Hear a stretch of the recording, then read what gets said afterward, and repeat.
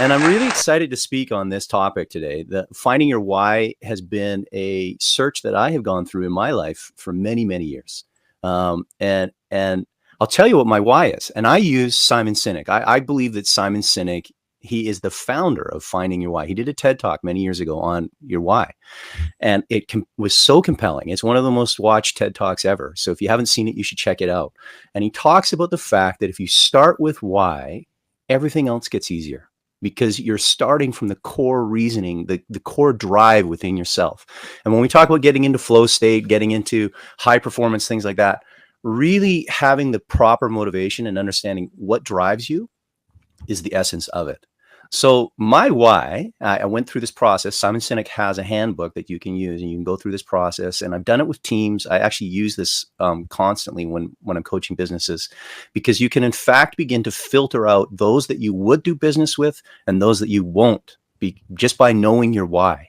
And you meet somebody and they have all these expectations. And Simon Sinek tells a story of early on in his career when he defined his why.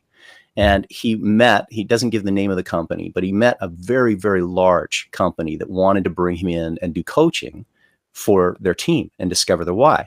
And they had a number of parameters that they wanted him to follow. And as Simon went through and understood exactly what they were demanding of him, he realized, I'm not a match for these guys. They want stuff out of me that I don't do. And while it would look good on my resume to get this in my career, to say that I've worked with this company, in all honesty, I think it'll be a frustrating exercise for both of us, because their whys did not match. And he was able to say to the company, you know what?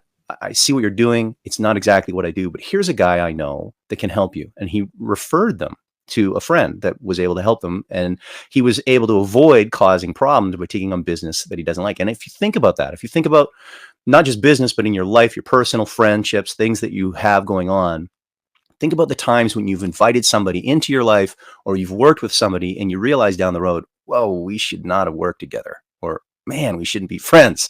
Understanding your why creates the filter that helps you avoid that very early on when you get into it. So that's a very powerful thing. And I think the speakers ahead of me have said some really great stuff about how difficult it is, the emotions that get involved, the influence we have from others.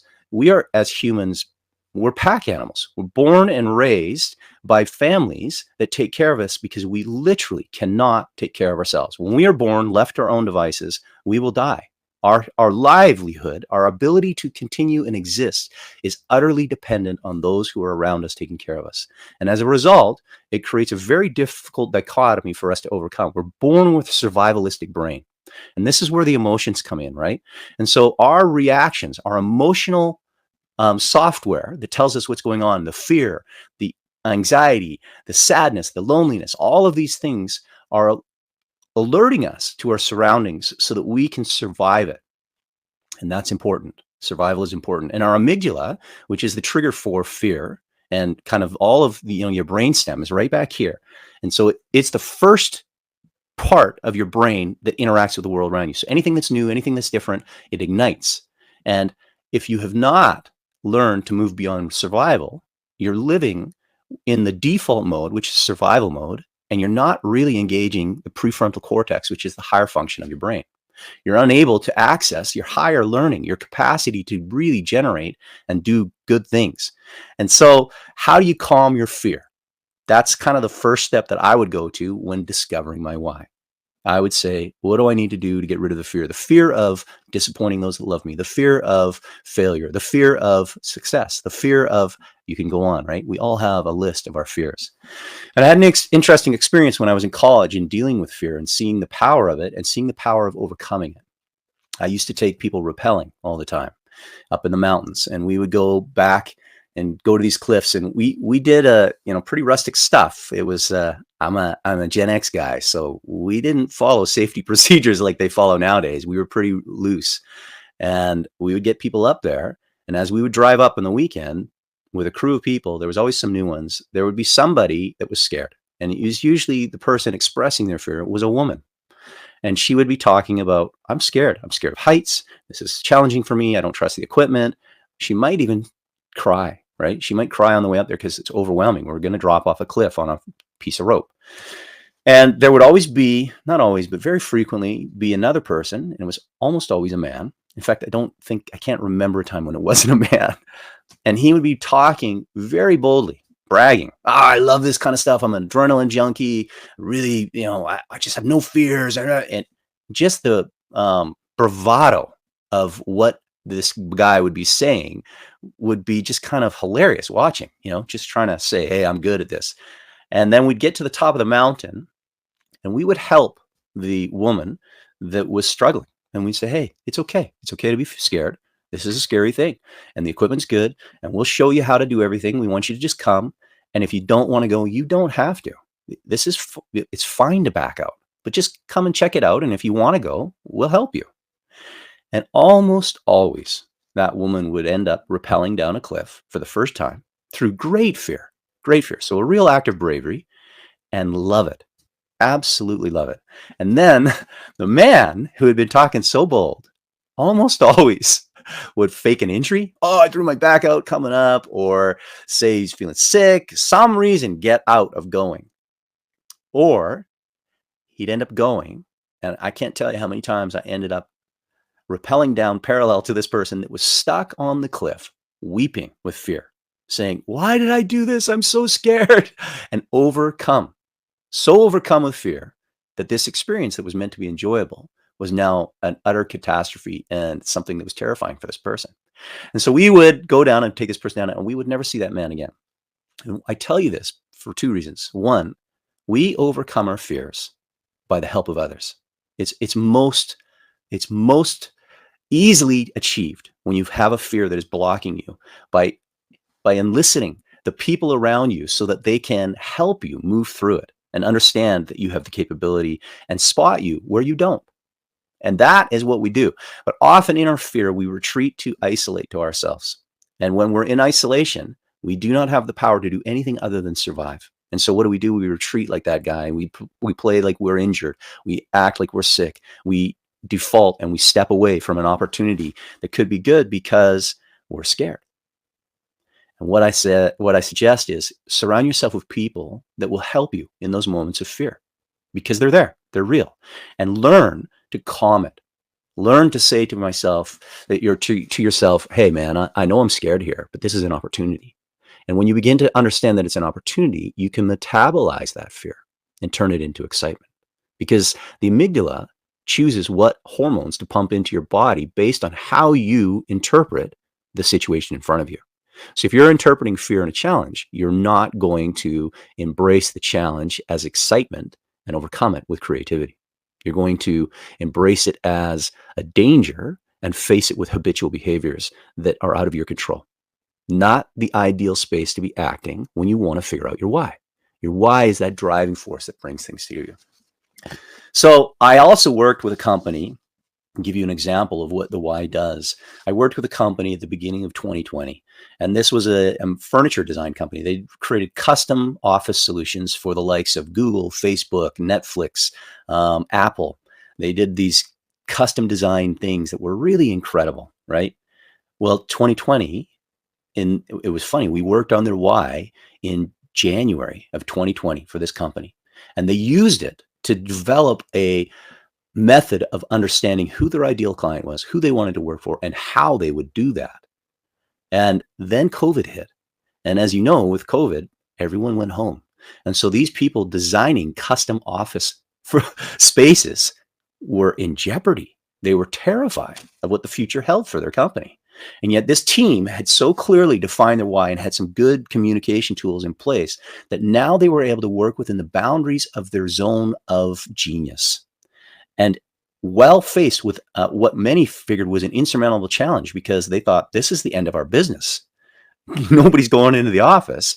They came through that, doubling their revenue and increasing their GP with what they did, because the whole team was able to galvanize around the why and work and come up with solutions. And the business owner was not the sole provider or the sole rainmaker of all ideas, right? He had a team that understood the why, understood how to do business, and understood how to act. And that changes everything, right? When you now have a solution in a difficult situation, you're not acting out of fear. you're acting out of your best interests and your best capabilities, you can navigate a highly complex and highly difficult situation with poise and grace.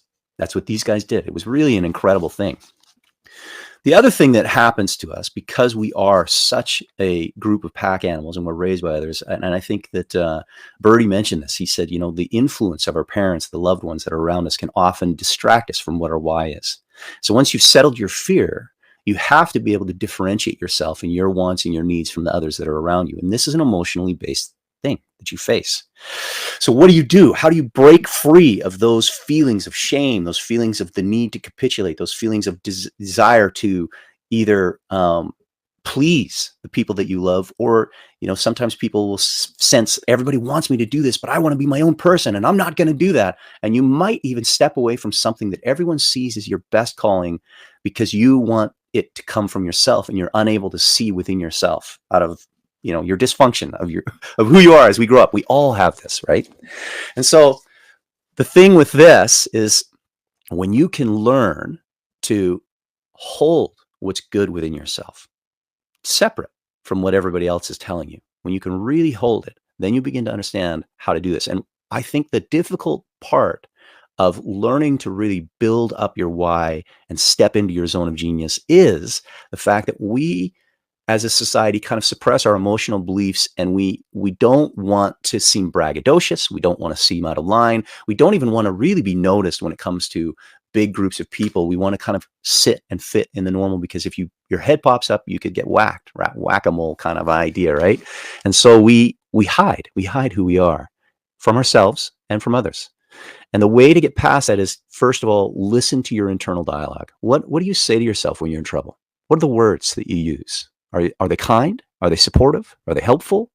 Or are you berating yourself into performance? You worthless piece of crap. I can't believe you did that. You're such an idiot. You've got to do better. If you don't do better, I'm going to tear you down, right? That is, sadly, the type of dialogue that most people carry within their minds, is a berating, self-flagellating, mean person whipping you into shape. And that is not the way to find your why. You first must offer yourself compassion. Be kind to yourself.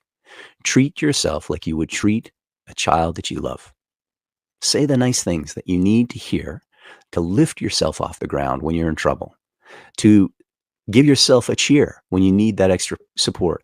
And as you start to do these things, you'll be able to hear the compliments that people give you. I compliment people all the time, and I'll offer a compliment, and I will hear, "Oh no, that's not true." The deflection, right? We don't hold it, or we assume, "Oh, that person's just saying it because they want something out of me." We have all these reasons why we won't accept a compliment, but the real reason that we don't is because we are not yet able to believe that we are that good ourselves. And so when you create the ability to hold, "I'm good at this. I know I am. This is my space." And when somebody compliments you on it, you can say, "Thank you. That makes me feel good." You are now in a space where you can find your why. But it is an essential step is moving beyond the space of fear and survival, moving into a space where you begin to understand what you do. And really, when you're in fear and survival, you're not using the whole circumference of your brain, the whole power of the brain that you have, because your emotions are getting in the way. And without acknowledging those emotions, they can't be released. And we typically stuff that stuff down. We avoid it. We avoid the internal dialogue that we have of ourselves. We just kind of move through life trying to fit in. And that's not a place of manifestation. That's not a place of power. That's not a place of drive and excitement or flow. It's a place of reaction.